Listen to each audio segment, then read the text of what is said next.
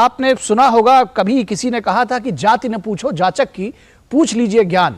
लेकिन अब वो ज्ञान जानने की जरूरत नहीं है, क्योंकि सियासत में जाति बहुत महत्वपूर्ण है। और यही है वजह है कि जो जातिगत जनगणना है वो इस वक्त सियासत में सर चढ़कर बोल रही है। कांग्रेस वर्किंग कमेटी की बैठक में आज कई अहम मुद्दे पर चर्चा हुई है, लेकिन जातिगत जनगणना का मुद्दा इन सब में सबसे ऊपर रहा। पार्टी अध्यक्ष मल्लिकार्जुन खड़गे ने कहा है कि कमजोर वर्गों की स्थिति पर सामाजिक आर्थिक डेटा होना चाहिए। कांग्रेस देशव्यापी जातीय जनगणना की मांग कर रही है। महिला आरक्षण कानून पर मोदी सरकार की कामयाबी को कमतर बताने के लिए कांग्रेस पार्टी अब नया एजेंडा लेकर आई है। वो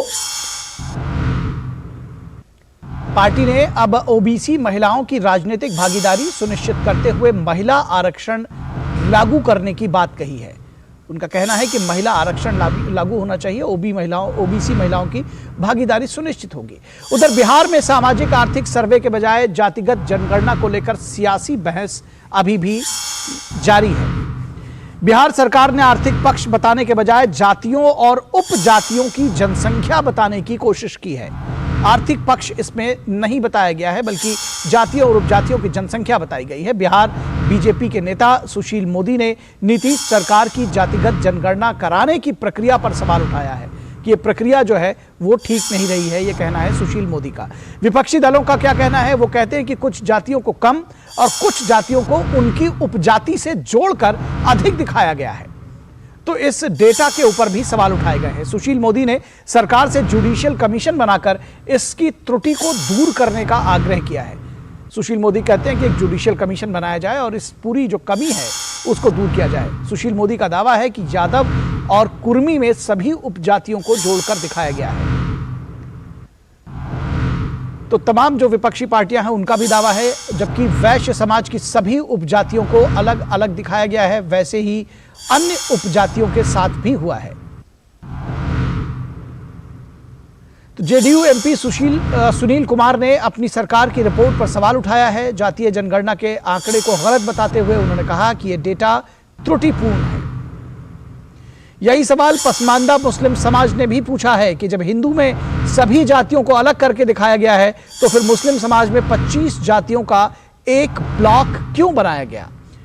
पूर्व जेडीयू सांसद अली अनवर का दावा है कि उनके पिछड़े समाज की 11% आबादी है, लेकिन उन्हें एक ब्लॉक में दिखाकर उनका हक छीना जा रहा है। जितनी आबादी उतना हक के इस नारे में पिछड़े लोगों को लाभ जरूर मिलना चाहिए, यह कहना है अली अनवर का। बिहार के आरजेडी जेडीयू कांग्रेस की महागठबंधन सरकार जातिगत जनगणना को 2024 के लिए अपना मास्टर स्ट्रोक मान रही है। उसका मानना है कि ये उसके लिए सबसे सियासत में मुफीद एक मूव है। लेकिन बिहार में यह सवाल पूछा जा रहा है कि यह जातिवाद है या फिर परिवारवाद, क्योंकि इसका फायदा परिवारों को होने वाला है। उधर आरजेडी के पूर्व मंत्री और विधायक सुधाकर सिंह ने लोगों से कहा है कि वे अफसरों पर काबू पा सकते हैं, और उसका उन्होंने जो तरीका बताया है वो जानकर आप चौंक जाएंगे। अपने विवादित बयान में उन्होंने कहा कि अफसरों के मुंह पर थूक दो, कोई जेल नहीं होगी।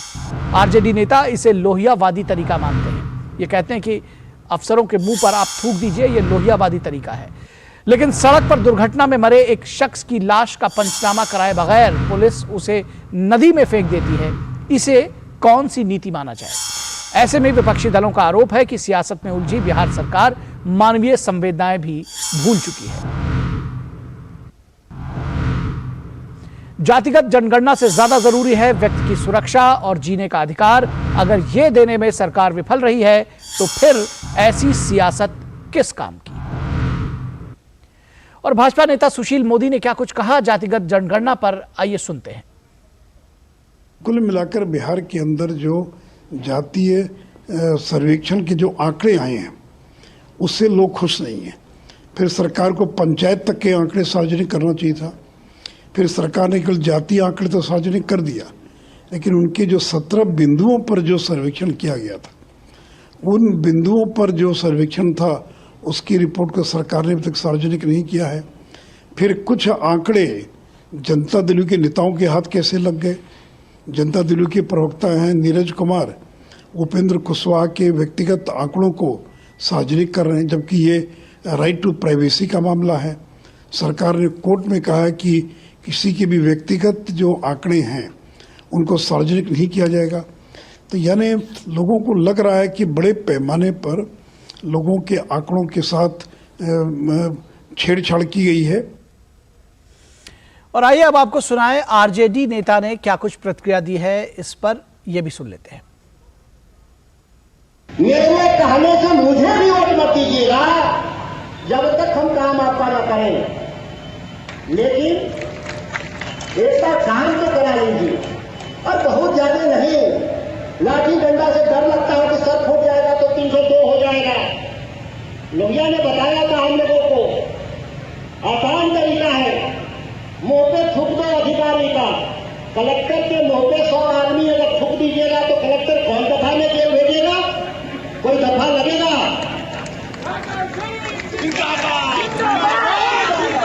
आप कलेक्टर को फटा हुआ जूता का चमड़ा क्यों फूटा माला पहनाते हैं अधिकारियों को? फटा हुआ जूता का माला गर्दन में लटका दीजिए अधिकारियों को, कौन दफा लगेगा? हम तो गांधीवादी हैं, हम गांधी के रास्ते में बता रहा हूं, इसमें कोई बड़ी बात है? अगर करके देखिए, इस्तीफा देकर नौकरी से नहीं चला जाएगा तो आप कहिएगा, सर फोड़िएगा तो 302 का मुकदमा लड़ेगा, 307 का लड़ेगा, लेकिन थूक दीजिएगा उसके मुंह पे, चेहरे पे 100 लोग मिल करके। और ज्यादा नहीं, 100 चौराहा पे सब्जी खरीदने जाता है अधिकारी तो उसको ऐसे नहीं कर सकते। हम करेंगे। तो आपने सुधाकर सिंह को भी सुना और इस पूरी खबर पर बातचीत करने के लिए हमारे साथ 3 खास मेहमान जुड़े हुए हैं, उनसे आपका तारुफ करा दें। हमारे साथ धनंजय गिरी बीजेपी के प्रवक्ता हैं, धनंजय जी स्वागत है आपका। प्रतीक पटेल जो कि पॉलिटिकल एनालिस्ट है, राजनीतिक विश्लेषक है, प्रतीक जी स्वागत है आपका। और विनोद मिश्रा हमारे कंसल्टिंग एडिटर हैं, वो भी जुड़े हुए हैं। विनोद मिश्रा जी स्वागत है आपका। और विनोद जी आपके साथ अगर शुरुआत करना चाहें, किस तरह से आप देखते हैं कि जो राजनीति का विमर्श है कितना नीचे गिर गया है? अभी हम जातिगत जनगणना पर चर्चा करें, उसके साथ में जो ये बाइट्स अभी आपने सुनी सुधाकर सिंह की, ये वास्तव में हिला देने वाली हैं, क्या कहेंगे आप? निखिल, सबसे पहले मैं आपकी रिपोर्ट से ही आता हूं, और रिपोर्ट में जब आपने CWC मीटिंग की चर्चा की थी तो आज की ये बड़ी खबर थी कि 5 राज्यों के चुनाव के साथ ही CWC की मीटिंग भी हो रही थी। और उस मीटिंग में जो आने वाले 5 राज्यों के चुनाव के मुद्दे हैं और क्या मुद्दे गढ़े जाएंगे, इन सब चीज़ों के लेके सारे जो नेता थे, सोनिया गांधी से लेकर और कांग्रेस के बड़े लीडर, सारे लीडरों के साथ में वो मीटिंग थी। और मीटिंग में जब आप देखते हैं तो मीटिंग के जो सबसे मजमून जो आता है सामने में, तो मुद्दा ये कांग्रेस की तरफ से ये तय है कि वो जातिगत जनगणना को ही एक बड़ा मुद्दा मान रहे हैं। मल्लिकार्जुन खड़गे जो पार्टी अध्यक्ष हैं, उनका कहना है कि अगर महिला आरक्षण, हमारी सरकार बनी 2024 में, तो ये महिला आरक्षण जो मोदी सरकार ने लाया है, उस आरक्षण के कानून बनाया, हम उसमें OBC का पूरा उसका सर्वे करा के और उसके बाद हम उसको लागू करके फिर से कानून बनाएंगे। वो एक ये भी दोहराते हैं कि ये महिला आरक्षण जो है वो राजीव गांधी का एक ब्रेन चाइल्ड है और उसी के हिसाब से कांग्रेस को भी उसकी क्रेडिट मिलना चाहिए, जबकि ये सीधे सीधे PM मोदी के खाते में ये जा रहा है। ये अलग बात है, राजनीतिक रूप से वो अपनी बात पार्टी की तरफ से कर रहे हैं।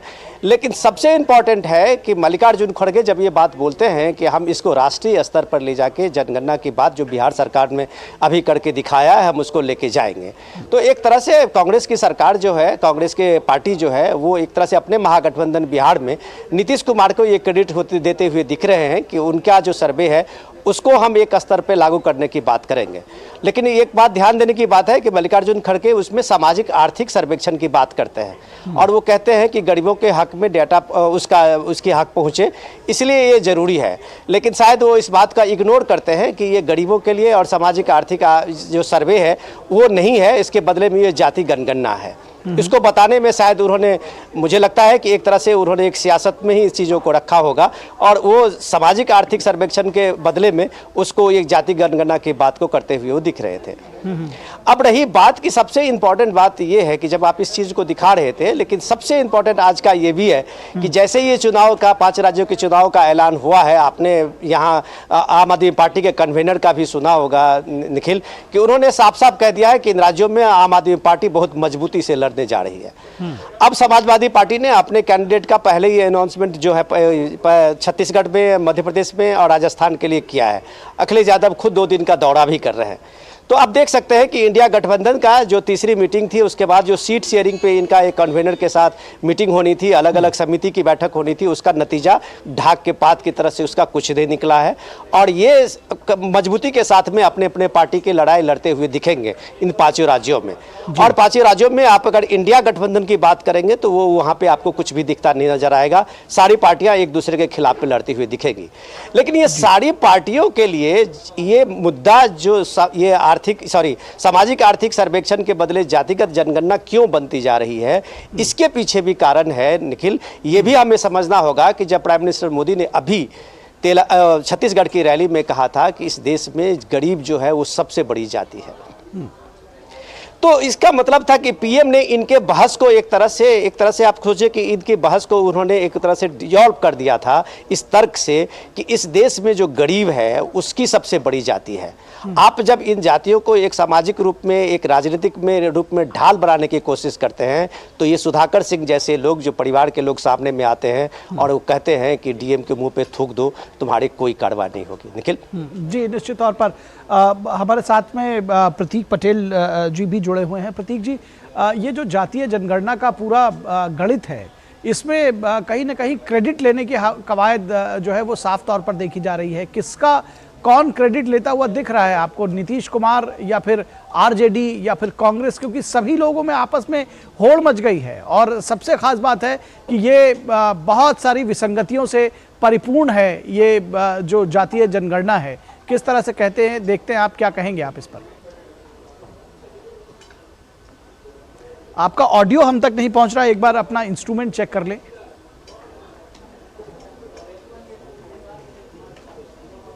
एक बार म्यूट चेक कर लें अपना, कहीं म्यूट तो नहीं है आपका ऑडियो?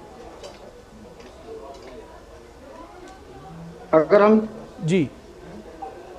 हम जातिगत जनगणना के इतिहास में जाते हैं जी, आपकी आवाज हम तक पहुंच रही है, लेकिन अब आपका वीडियो चला गया है। चलिए एक बार जी चलिए एक बार हम अली अनवर साहब ने, चलिए जारी रखिए बात अपनी, बताइए जी। अली अनवर साहब ने 2009 में स्पेशल मेंशन के तहत इसके जातिगत जनगणना के मुद्दा को उठाया था। उसके बाद लालू जी और शरद जी भी साथ हैं और जातिगत जनगणना के मुद्दे को मतलब एक मुद्दा बनाया। और उसके बाद 2011 में जब कांग्रेस की सरकार जातिगत जनगणना करवाई तो उसमें कई एनजीओ को यह जनगणना की जिम्मेदारी दी गई थी, फिर कई संस्थाओं को जनगणना की जिम्मेदारी दी गई थी। तो माना गया, जब जनगणना पूरी हो गई तो माना गया कि इसमें कुछ त्रुटियां हैं जिसके कारण यह जनगणना के रिपोर्ट को जारी नहीं किया गया। उसके बाद से मुद्दा ठंडे बस्ते में चला गया।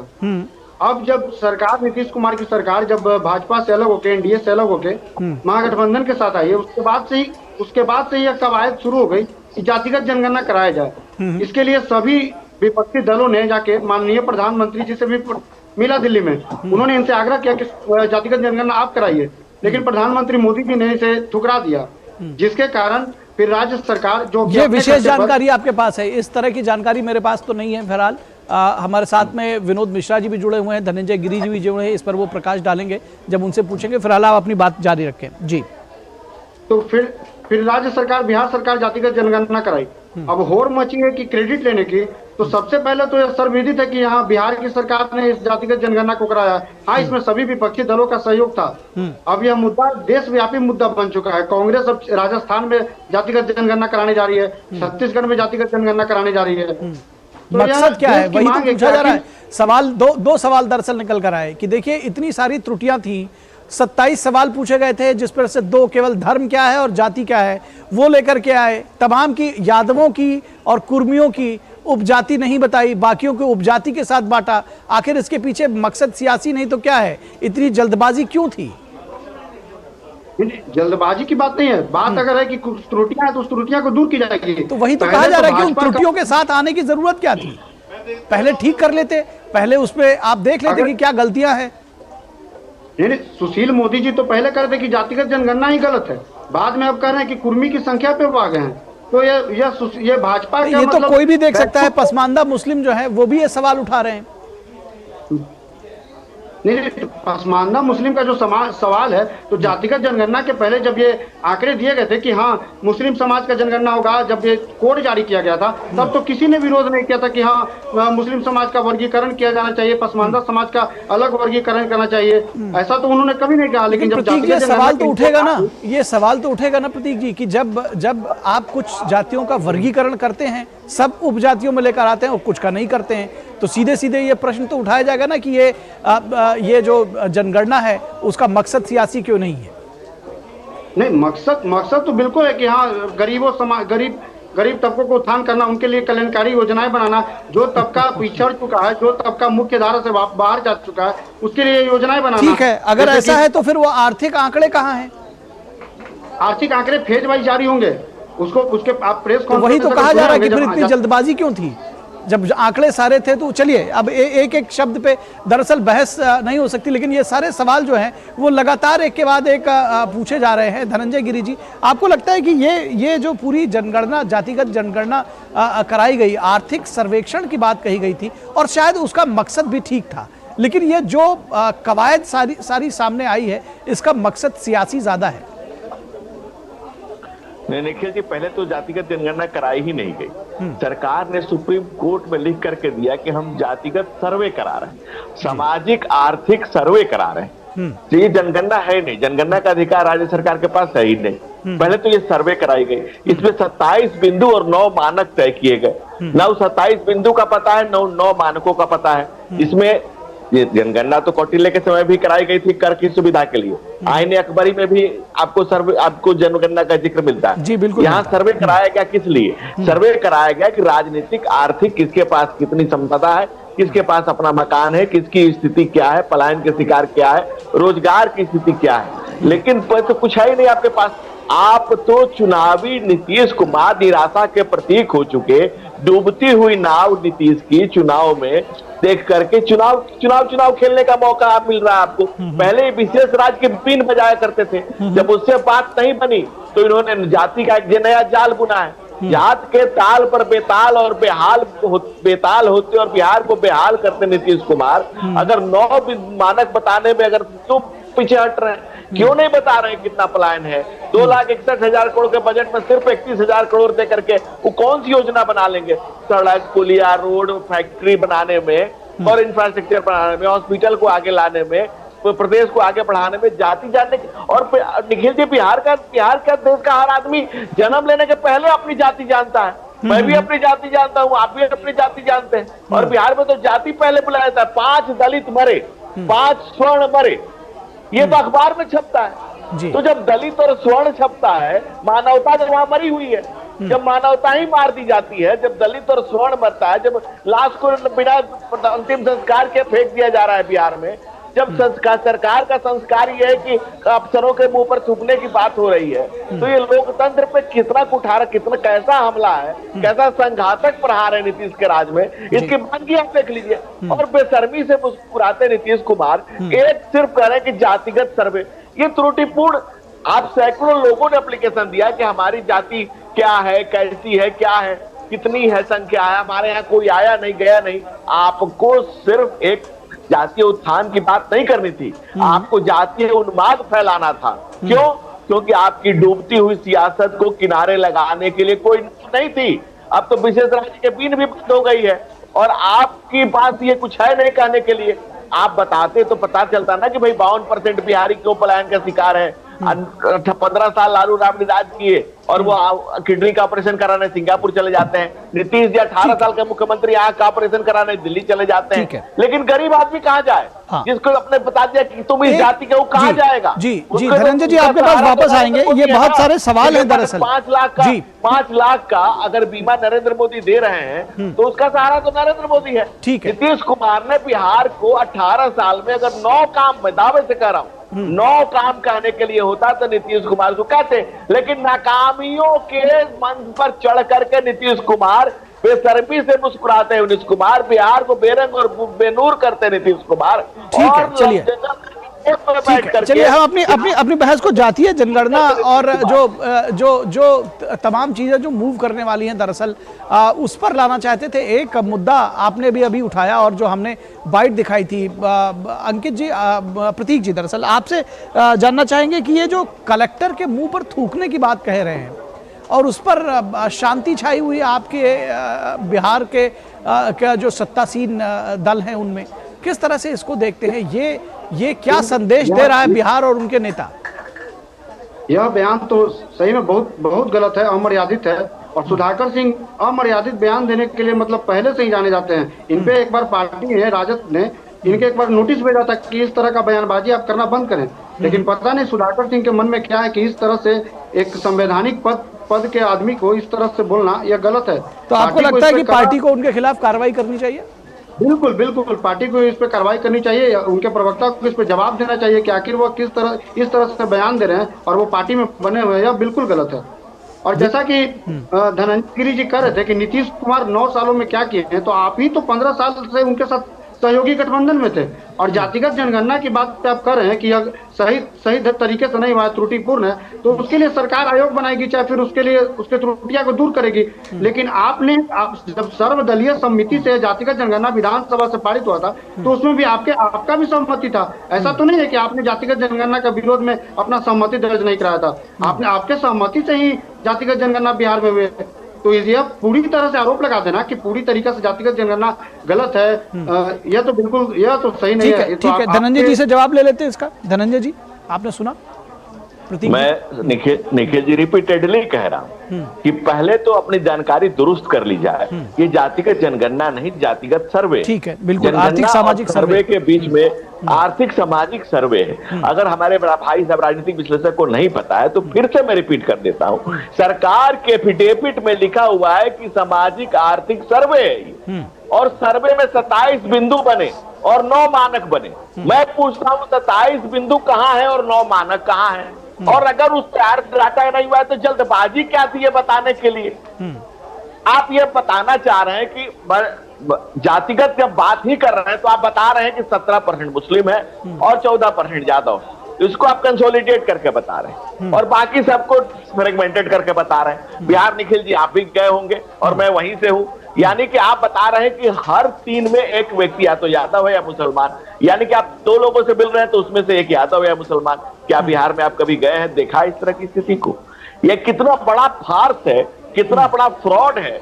और नीतीश कुमार चुनाव इसकी गणना करने के पहले भी जाते हैं मखदूम शरीफ पे चादर चढ़ाते हैं, उसके बाद इसके रिलीज करने के बाद भी जाके चादर चढ़ाते हैं। यानी कि वो अपने कुकर्मों को कितने चादर से ढकना चाहते हैं। ठीक है, कितनों भी चादर ढकिएगा, चादर से चतुराई कर, चादर की चतुराई से सच नहीं छुपेगा। चादर की जितनी चतुराई कर लीजिए, ये बेपर्दा हो चुके हैं नीतीश कुमार। ठीक है, ये जनता देखेगी धनंजय जी। बिल्कुल आप कहीं ना कहीं सही कह रहे हैं, जनता इसको देखेगी। जो बात प्रतीक जी कह रहे हैं, विनोद मिश्रा जी आपके पास आएंगे आखिरी। अरे निखिल जी, आप प्रतीक जी से ही पूछ लीजिए कि क्या वो हर 2 आदमी में से एक आदमी 2 लोग से मिलते हैं तो एक तो खुद हो गए, 2 लोग में से मिलते हैं तो क्या उसमें से एक यादव या एक मुसलमान होते हैं क्या? पूछ के बताइए उनसे। चलिए दरअसल इस रिपोर्ट पर आरजेडी और जेडीयू के ही तमाम नेताओं ने सवाल उठाए हैं, तो इस बहस को थोड़ा सा आगे बढ़ाते हैं। और दरअसल हमारे संपादकीय सलाहकार विनोद मिश्रा, आपसे जानना चाहेंगे कि ये बात सिद्ध समझी जाए कि एजेंडा सियासी है? निखिल, सबसे इम्पोर्टेंट ये है कि पटेल साहब हमारे साथ जुड़े हुए हैं, बिहार के हैं और काफ़ी सक्रिय हैं वहाँ पे। जेडीयू से भी काफ़ी उनका रहा है पटेल जी को। पटेल जी, थोड़ा सा देखिए, समझने की ज़रूरत ये है कि हमारी नई पीढ़ी को इसके साथ में कम से कम जब हम बात करते हैं तो हमें कम से कम अपने पुराने जो लीडर हैं उन्होंने क्या किया है उसको भी कम से कम एक आईने के रूप में सामने में रखना चाहिए। बिहार में ये जो पिछड़ा, अति पिछड़ा और ये सारी चीज़ें जो आपके सामने में देख रहे हैं, आप सबसे पहले तो ये जान लीजिए कि 32-33 साल से जो ये सो कॉल्ड अति पिछड़ा जो है वही इस राजनीति के शीर्ष पे है। और वही सत्ता में है, सरकार में भी है। इसके बाद भी अगर आप किसी पे दूसरे पे दोष रखते हैं तो शायद ये उचित नहीं है, ये न्याय संगत नहीं है, क्योंकि आप ही राज कर रहे हैं पिछले 33-34 साल से और आप ही इस दयनीय स्थिति के बारे में बता रहे हैं, तो ये दोष आपको अपने ऊपर में लेना चाहिए। रही बात कि जब इस बात को जानी कि सबसे पहले बिहार में इसी कांग्रेस की व्यवस्था के विरोध में कर्पूरी ठाकुर ने ये बनाया था, मॉडल लाया था। कर्पूरी जी जब पहले बार सीएम बने थे तो उन्होंने ये जो मुंगेरी लाल कमीशन का बना के उसने एक रिपोर्ट बनाई थी और उसमें ये ओबीसी से जो एक कास्ट का ये बना हुआ था उसमें अति पिछड़ा भी जोड़ा था और वो अति पिछड़ा का भी अलग से रिजर्व किया सीटों को, और उसके साथ में जो गरीब तबके हैं सामान्य कोटे से उनके लिए भी 3% लाया था। शायद पटेल जी आप जान लीजिए तो आपको ये बेहतर होगा आगे बात करने में। तो कर्पूरी जी ने एक मॉडल दिया था इस देश में और उसके लिए कहीं भी कोई बिहार में ना कभी कुछ बात हुई और ना कहीं पे उस बात को लेके चर्चा हुई, ना हंगामा हुआ, ना प्रोटेस्ट हुआ। लोगों को ये जस्टिफाई लगा कि जो अति पिछड़ा जो कर्पूरी जी ने किया है वो सच में समाज के बहुत ही दबे कुचले और बहुत ही पिछड़े लोग हैं जिनको समाज में एक बार मेनस्ट्रीम में लाने की जरूरत थी। रही बात उसके बाद आप देखिए, मैं थोड़ा सा लोगों को चर्चा में बैकग्राउंड कर देता हूँ, बस लास्ट बताता हूँ। मंडल कमीशन की भी रिपोर्ट में उसी तरह से अन्य जातियों के अलावा मुस्लिम में जो बैकवर्ड कम्युनिटी के लोग थे उसको भी जोड़ा गया था। जो अली अनवर की बात वो कह रहे थे उसको आप इस रूप में समझिए कि उसमें 17 जातियां हैं जो अति पिछड़े और बिहार सरकार से उनको रिजर्वेशन मिल रहा है।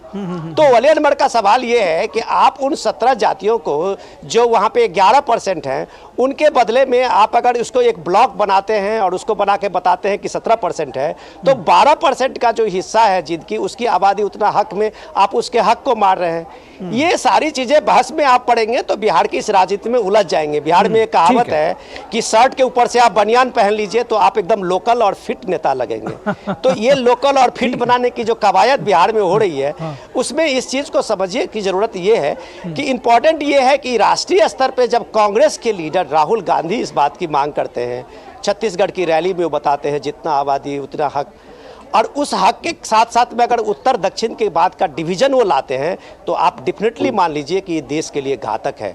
आर्थिक सामाजिक सर्वेक्षण देश के लिए जरूरी हो सकता बिल्कुल है। ये सवाल लगातार और बार बार उठा है कि जो नई पीढ़ी है शायद कम से कम उसको अब इस जातिगत के आंकड़े में इस जाल में ना फंसाया जाए। जो सियासत है वो थोड़ी स्वच्छ होनी चाहिए, विकास की बात होनी चाहिए और ये एजेंडा अगर सियासी है तो इससे हम सबको दूर रहने की जरूरत है। विनोद जी बहुत शुक्रिया, प्रतीक जी आपका भी शुक्रिया और धनंजय जी आपका भी शुक्रिया इस चर्चा में जुड़ने के लिए, बहुत शुक्रिया। Thank you.